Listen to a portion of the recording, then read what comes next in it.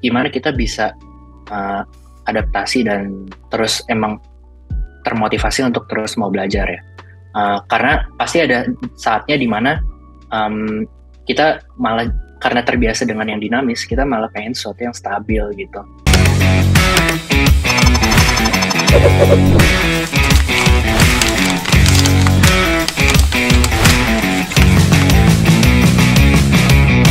Reliable, trusted, and up to date.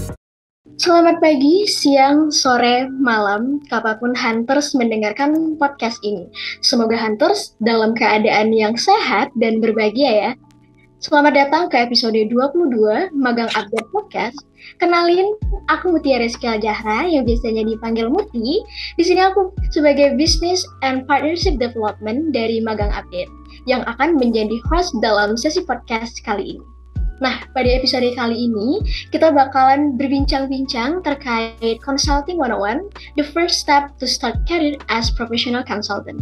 Nah, Hunters, saat ini kita pasti udah tidak asing lagi dengan berkarir di consulting pet ataupun ranah konsultan. Apalagi berkarir di pet consulting ini udah jadi tren baru di sosial media yang ada, seperti TikTok, Instagram, ataupun profesional social media seperti LinkedIn. Ayo ngaku, pasti teman-teman yang sering lihat FYP TikTok itu sering banget ada a day in my life as consultant. Nah, itu udah menjadi tren baru dan momok baru banget untuk para fresh graduate dan juga teman-teman mahasiswa untuk mulai karirnya di consulting. Nah, oleh karena itu, pada podcast kali ini, kita bakalan sharing santai dengan narasumber kita yang keren dan udah profesional banget pada bidang ini, yaitu consulting pet. Mari kita sambut Kak Christian Sanjaya, Management Consultant at Global Consulting Firm. Oke, yuk langsung aja kita sapa Kak Christian. Halo Kak Christian. Halo semua. Oke, gimana nih Kak kabarnya malam-malam gini? Baik. Semoga kalian kabarnya baik juga ya. Oke, yes, aku keadaannya baik sih Kak so far, walaupun memang agak-agak hektik sih belakangan kali ini. Kalau dari Kak Christian apakah hektik gak nih Kak? Soalnya kalau jadi konsultan itu kan apa ya, bisa dibilang itu tuh ada brandingnya tuh kayak hektik 24 hours gitu. Kalau Kak Christian gimana nih? Hektik ya, ada ups and downs-nya lah. Ada biasanya kalau di consulting kita ada istilah high season dan low season gitu. Mungkin kalau teman-teman yang paham auditing gitu, mungkin udah terbiasa kayak gitu ya. Most of the case hectic sih tapi. Oke, memang berarti ada season-season tertentu ya Kak. Berarti untuk branding kalau consultant itu tuh 24 hours for week itu tuh selalu hektik tuh enggak berarti ya Kak ya? Enggak juga sih. Enggak juga ya. Oke, nah mungkin aku pengen nanya nih, kan tadi udah sapa-sapa gimana harinya dari Kak Christian. Mungkin aku boleh nanya kegiatan Kak Christian saat ini tuh apa aja sih? Boleh. Jadi kegiatan aku saat ini, aku menjadi management consultant di sebuah firma konsultan di Indonesia. Untuk projectnya sendiri berbagai macam, mulai dari IT, risk management, strategi sampai ke human resource gitu. Jadi tergantung ke assignment projectnya seperti apa. Wow, berarti memang semua bidang gitu ya Kak Christian bisa handle kalau dilihat-lihat nih. Tapi kalau Kakak di spesifiknya gitu ada nggak sih Kak di antara beberapa bidang tersebut? Ada. Jadi kebetulan untuk case aku punya spesifikasi di IT kebetulan. Jadi kalau di IT itu kita bisa dig deeper ke strategi IT, ke implementasi IT, ataupun pengembangan infrastruktur IT gitu. Wow, keren banget. Kak Kristen emang kalau dari wajah-wajahnya dia emang anak IT banget sih. Karena teman-teman aku juga banyak nih yang apa ya, charming gitu anak IT. Oh my God. Oke, Kak Christian. Nah, mungkin aku boleh nanya nih, Kak. Kan saat ini Kak Christian kalau aku lihat di profile LinkedIn-nya nih ya, Kak, itu Kakak udah cukup lama ya berkarir di consulting Kak. Kalau boleh tahu ya Kak, gimana sih perjalanan awal Kak Christian untuk pengen nih tertarik untuk berkarir di consulting Kak? Kira-kira apa sih gitu? Apakah emang udah dari desire dari waktu semester 1 atau pas ternyata pas final semester baru kepikiran pengen di consulting deh kayak gitu? Boleh dong Kak sharing-sharing bareng kita? Boleh. Jadi aku awal kenal consulting itu dari kuliah sebetulnya. Wow, oke. Seingat aku kuliah semester 3. Jadi kuliah semester 1 dan 2 aku belum tahu tuh arah karirnya mau kemana. Lebih ngikut temen mau kemana, ya udah ngikut. Cuman di semester 3 itu baru mulai terbuka matanya. Ada spesifikasi ilmu.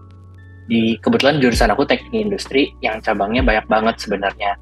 Ada misalkan supply chain, mau jadi product manager yang lagi hot banget sekarang juga bisa, sampai ke consulting. Nah, kebetulan aku ambil track yang consulting gitu.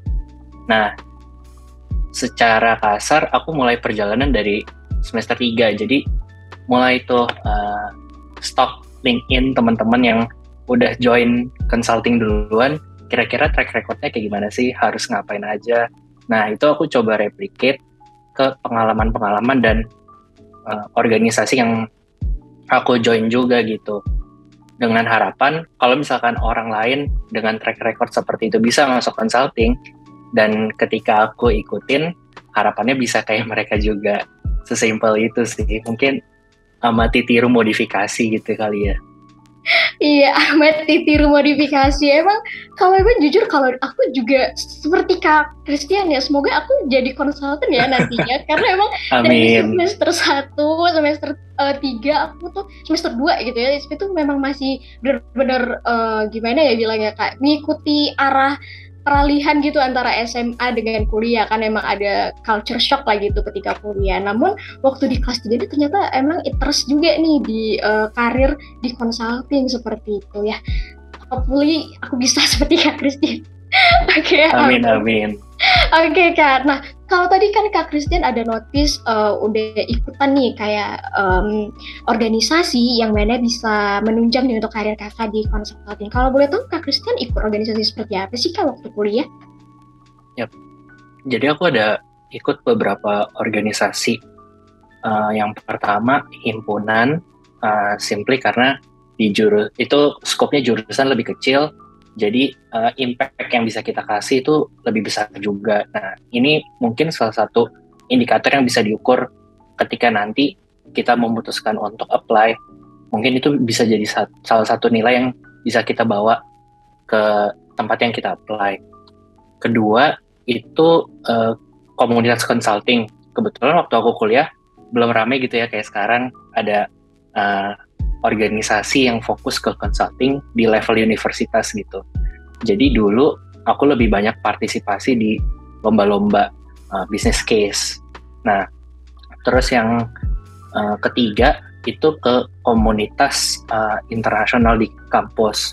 Mungkin kalau yang kalian banyak tahu itu mungkin semacam ISEC gitu ya. Nah, kebetulan aku dulu ikut komunitas untuk ngurusin student exchange gitu. Nah, jadi di sini terlatih juga lah wawasan internasional, terus gimana kita ngomong, dan paling utama bahasa Inggrisnya juga sih dilatih selama di organisasi itu. Wow, oke. Berarti kalau gitu, Kak Christian emang aku lihat tuh memang ada yang dari internal organization dan juga external organization ya Kak ya.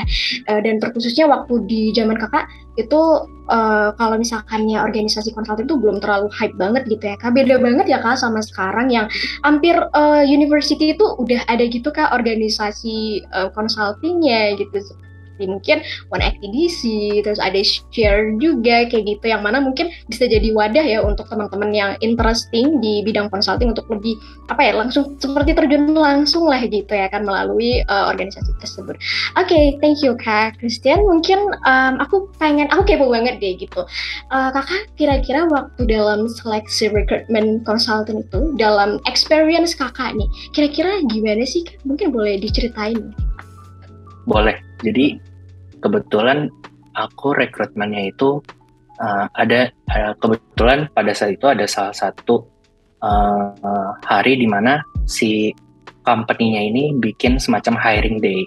Oh, Jadi semacam batch gitu, satu tahun ada dua batch di mana itu dikumpulin semua orang yang apply basically. Jadi semua diseleksi di situ, mulai dari FGD, interview, dan tes akademik, semua dilakukan dalam satu hari.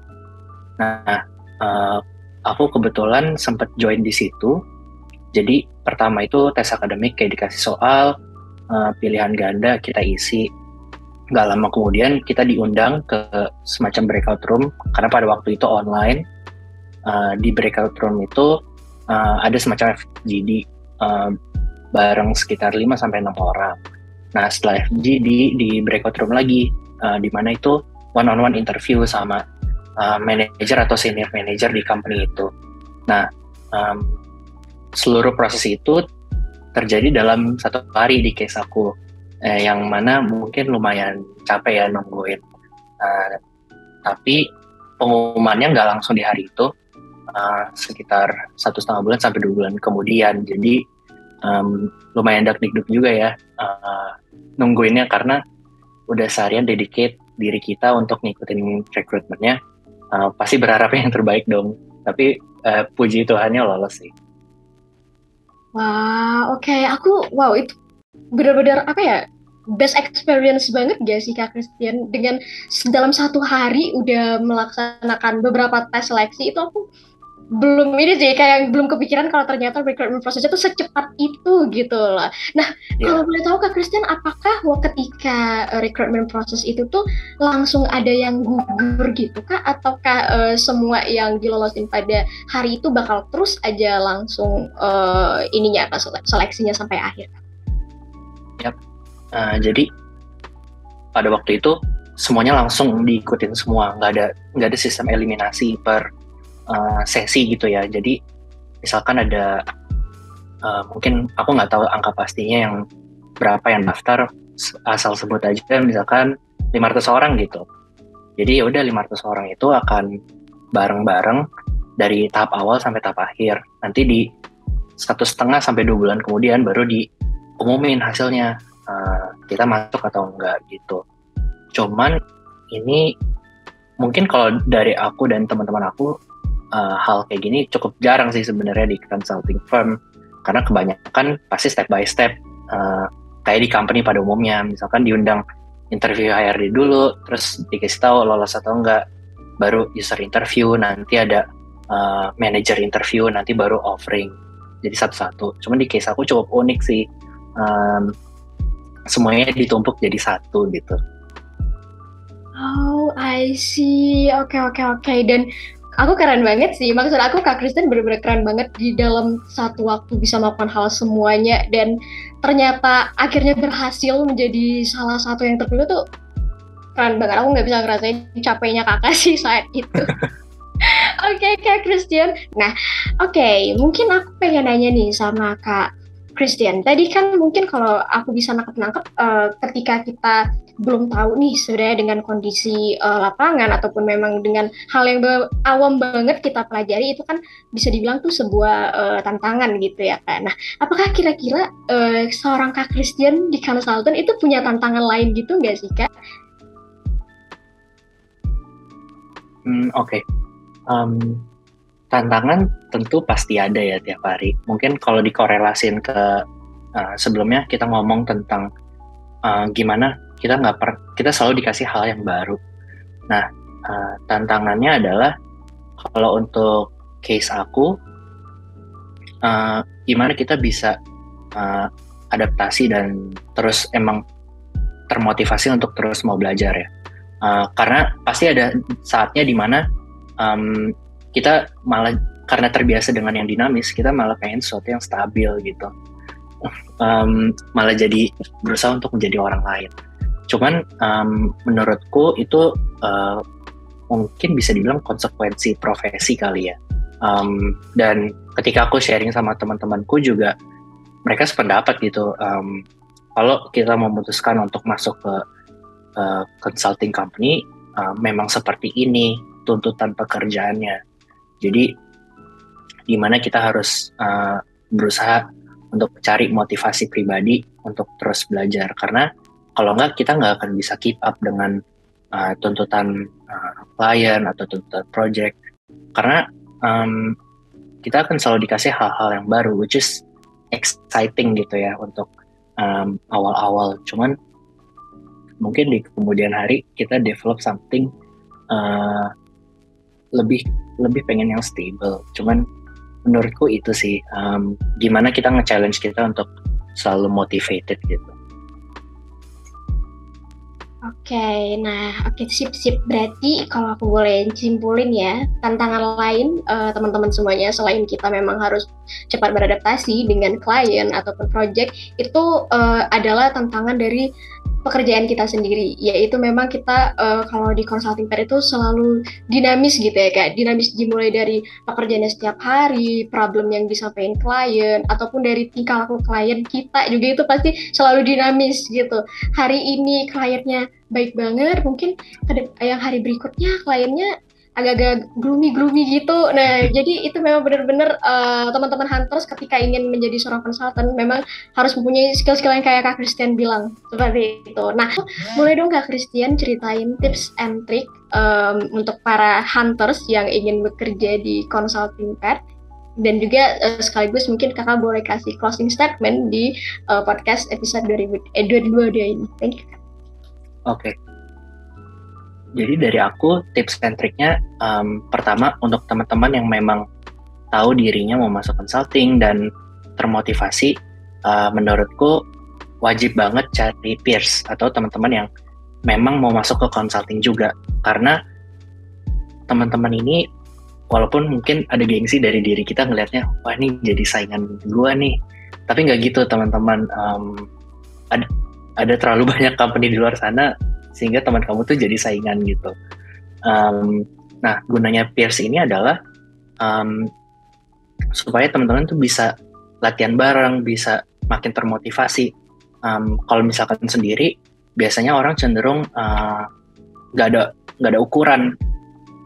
Aku nih udah sampai mana sih progresnya? Cuman ketika ada orang lain sebagai pembanding, kita punya suatu ukuran. Oh, aku harus sampai situ juga supaya sama-sama bisa masuk consulting misalkan.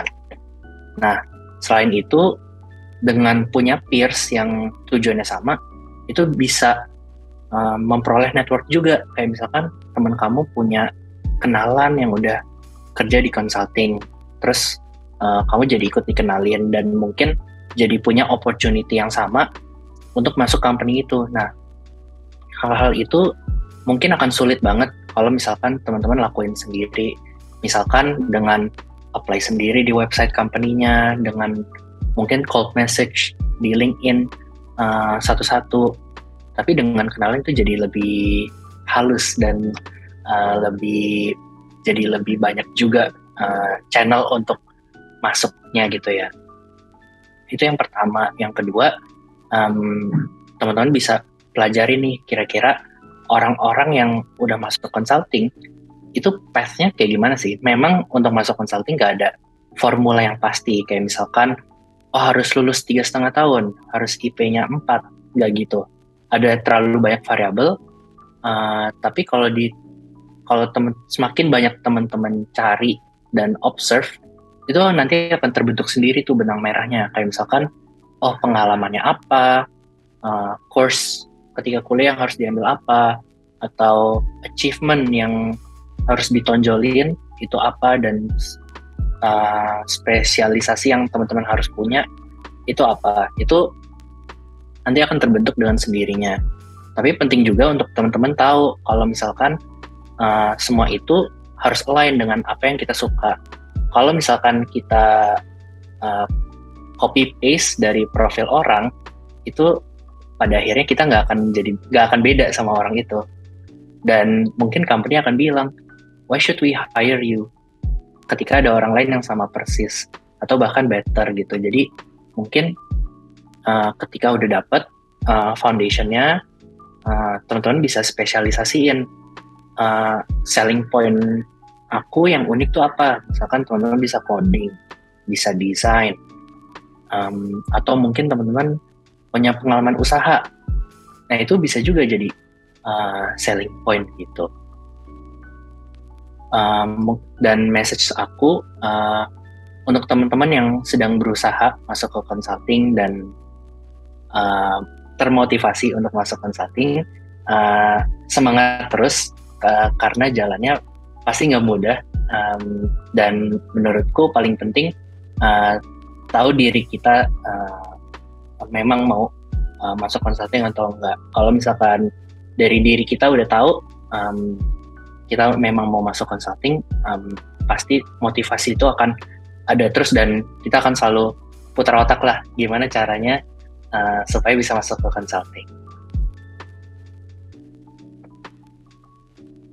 Oke, thank you so much Kak Christian buat closing statement dan juga tips and trick untuk teman-teman hunters yang ingin bekerja di consulting pad. Mungkin aku boleh simpulin dari tips and trick yang udah Kak Christian sampaikan tadi. Yang pertama, teman-teman hunters mungkin boleh mencari peers ataupun rekan yang suka nih di bidang consulting. Jadi teman-teman bisa sama-sama nih mencari informasi gimana sih caranya untuk menjadi konsultan yang baik gitu, ataupun untuk ya info-info gimana sih untuk masuk ke perusahaan tersebut, seperti itu teman-teman. Karena kalau misalkan ya kita sendiri aja ya agak sulit kan, kayak Kak Kristen bilang tadi, kita memang harus kayak apply satu-satu di LinkedIn, terus itu juga ke website company seperti itu kan. Jadi kalau misalkannya ada teman kan bisa bareng-bareng ya, namanya juga manusia, makhluk sosial, pastinya kita butuh teman untuk bisa bareng-bareng untuk sukses seperti itu. Nah, yang kedua, hunters boleh untuk mencari orang-orang yang udah pernah bekerja ataupun yang sedang bekerja di perusahaan